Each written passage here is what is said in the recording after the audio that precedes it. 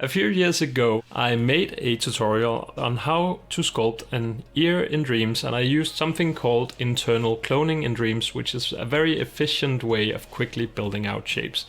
So today I'm gonna move on from the ears with just a few years delay.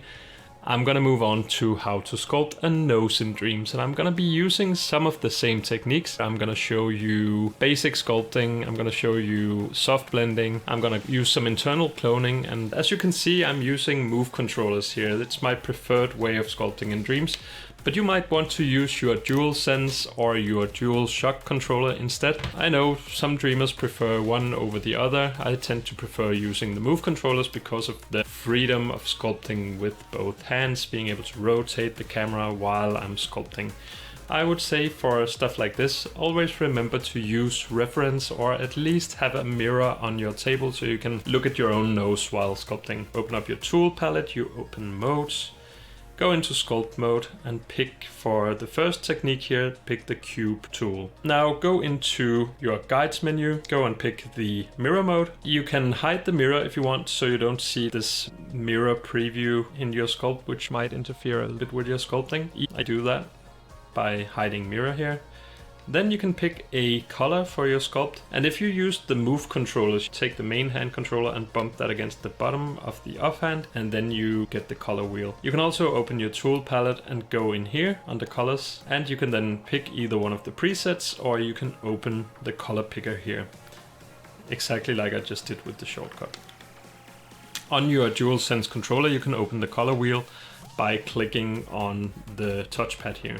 So with that out of the way, you are ready to start your sculpt. And as you can see on your offhand, if you're using moves, you have something called looseness, and you can turn that up or down depending on how detailed you want your sculpt to be. If you turn it all the way down to -33%, your sculpt is gonna be very graphics heavy. So you can see here when I'm sculpting on the PlayStation 5, everything is pretty smooth.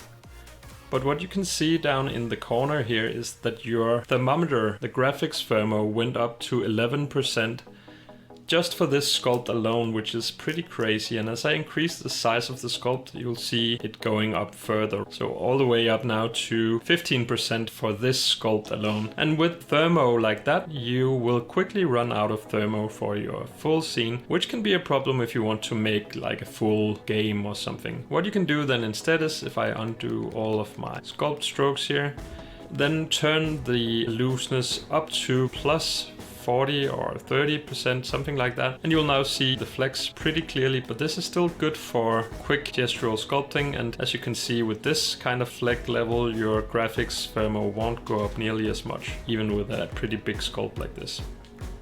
It does increase a little bit, but we're still down in a few percent graphics firmware, right? So much better to remember to do the first sculpt stroke with a fitting looseness instead of having to do that afterwards. Let's start sculpting the nose. I'm just gonna go pretty freehand with this. You can change the basic sculpt shape by bumping the two controllers against each other like this. This will put you into shape mode where you can change the shape of your sculpt tool. For the bridge of the nose, it makes sense to do something like this. Then I'm gonna scope out of the model to rotate it a little bit, and then I'm gonna scope in again. So now that we have the bridge of the nose, I'm gonna create the nostrils here and the base of the nose, and I'm gonna rotate the camera as I do this. And then I'm basically just gonna freestyle sculpt this using some reference that I have on my secondary screen.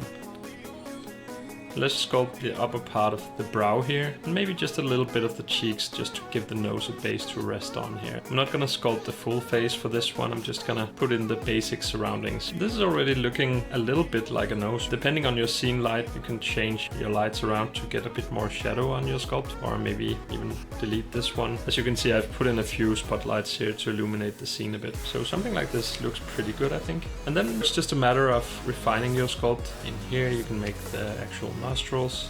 Again, remember to pay attention to your reference or to your mirror if you're looking at it. And that's pretty much it. If you want more detail on this, because it's quite undetailed at the moment, you can go in and increase the sculpt details using a tool that you find under tools in the adjust detail tool. Now by default it's set to reduce details, as you can tell on my main hand here. But if you go in here and you can see you have your increase, reduce, set that to increase detail instead. You can also bump your offhand controller against the bottom of the right. Now you can see it switches between plus and minus. So increasing detail here, you can then go in and you start refining the nose. At this point I would switch over to another technique here. As you can see, I'm changing the shape of the sphere, and I would then set this to stamp mode by pushing the triangle on my controller. So in stamp mode you can only stamp one shape at a time, where in smear mode you can make these smears. But in stamp mode you have another option called looseness and blend on your offhand here. By rotating this dial here with the square button, I can increase the soft blend. Add a little bit of soft blend here and then start to refine the shape of the nostrils by going in here. And I'm changing the size of the sculpt tool while I'm doing this to fit what I need. And then it's just a matter of going in here and refining your shapes. And you can see I'm changing the blending and the size of the tool. I'm also switching the adding and subtracting by bumping the left controller against the right one. Anyways, I'm just refining here. Remember to check your sculpt from different angles as well to make sure everything looks good from all sides. And if you need an extra look at your nose from a different angle, you can go into Tools, into Clone, and select Live Clone. Then make a copy of the nose here. And you can even make another one over here.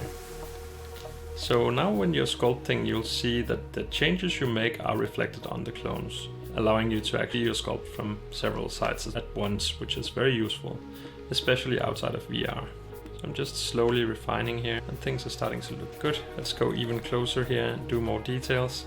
You can also increase or decrease the looseness of your sculpt while you're sculpting. So if I dial this all the way down now, when I start to sculpt the nostrils, they will be a little bit more detailed than the surrounding area. Also, depending on how far you dial this in, it can change the overall sculpture detail of your sculpt as you're sculpting. That depends a little bit on the setting you're using. But now I'm going to sculpt the nostril here. We have this shape from the nose going into the nostril here a little bit. Then underneath the nostril here, you'll probably have a bit of a sharp edge going around the nose, like this wrinkle of skin.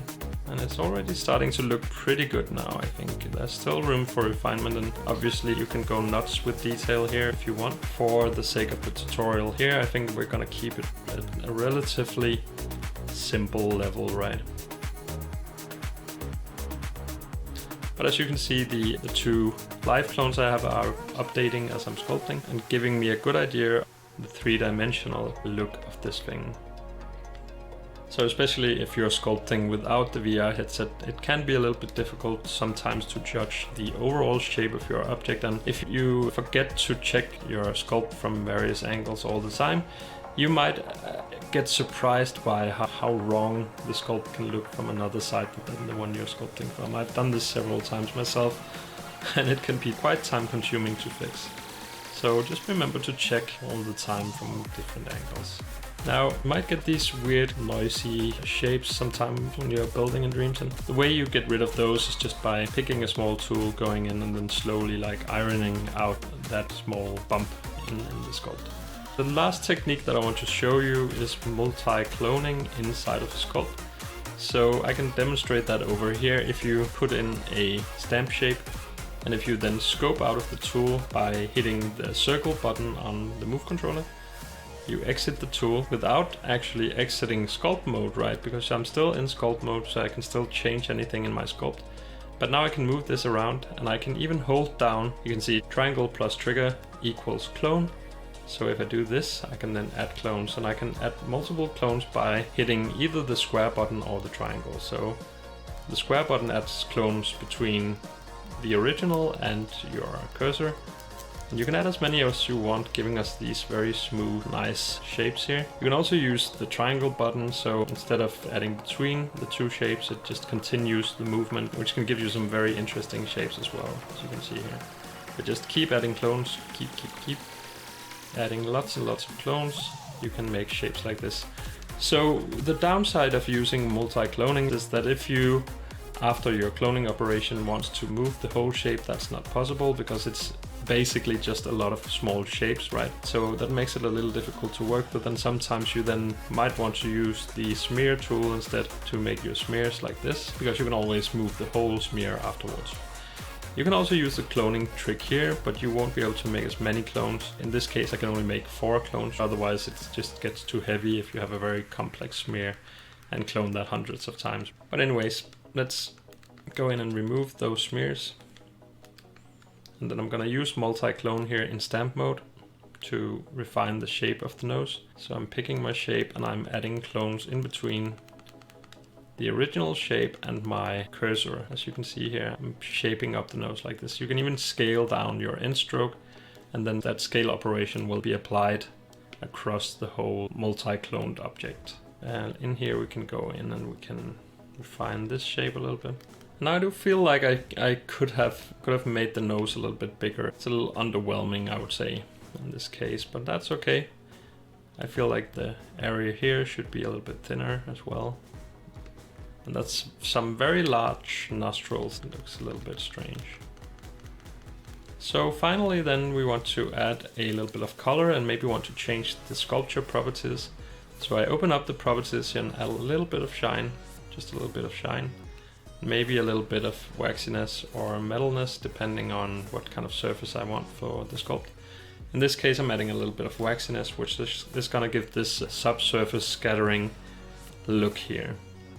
Now I'm picking my color tool and I'm then gonna pick a skin color and I'm just gonna color this using this color. Gonna darken some of the areas here around the parts that would receive some shadow. I'm gonna make those a little bit darker. So inside the nostrils, I'm gonna make that darker. Maybe even this crevice here, gonna make that a little bit darker as well. Then maybe add a little bit of redness to the nose and a little bit of a lighter color to the upper parts. Pick the red one. I'm gonna change the opacity of my brush to only do like a very subtle redness here, because otherwise it's gonna be way too much. So that's okay, I think. And then finally you can add some freckles by, first of all, remember to turn off the mirror mode, because if you have mirrored freckles, it's gonna look very strange.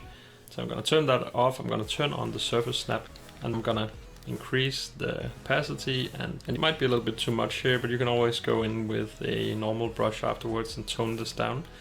And just add a little bit of skin variation here. You can even switch to another color and go in with that as well, just to get this some more skin look. And I think that's pretty much it for this nose here. Again, you can do this in various ways. You could probably also build this using far less shapes than I did here. This is like a more free-form way of sculpting this nose. I hope you enjoyed this tutorial. I promise I will be back soon with more Dreams content, so stay tuned for that.